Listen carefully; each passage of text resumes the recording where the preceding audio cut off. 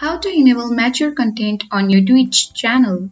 First of all, open any browser and on the web address bar type in twitch.tv, which will let you access to the official site of Twitch. Then after that, make sure to log in or create any account on Twitch. Once you have done that, when you click on profile icon at the top right corner of the screen, from this drop-down menu box, select create a dashboard. Then on the left panel, as you can see, the settings. Click on this drop-down arrow, then click on stream. When you are access to this stream key and preferences, before you were able to find the mature content option, but now Twitch has updated the application where due to update on stream content features, the mature content option has not been here. So it has been replaced with content classification label. So this labels offers more detailed description, allowing streamers to accurately inform viewers about the content they might encounter. So in order to see that, you just have to go to the left panel again,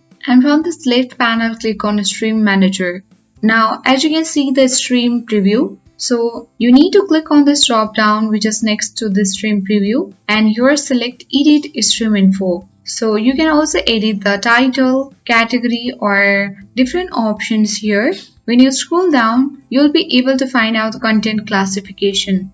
So you just need to select the contents label. You can click on this arrow, then you need to select which label your stream falls under.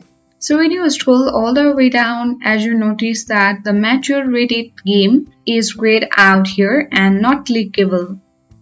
That's because when I choose or when you choose a game in the category, it will automatically say to mature rated games. So once you have chosen the game in the category, it will be automatically set to mature rated games and it will enable mature content on your Twitch channel. So in this way, you can easily enable mature content on your Twitch channel. So I hope this video was helpful for you. If it was, then make sure to hit the like button.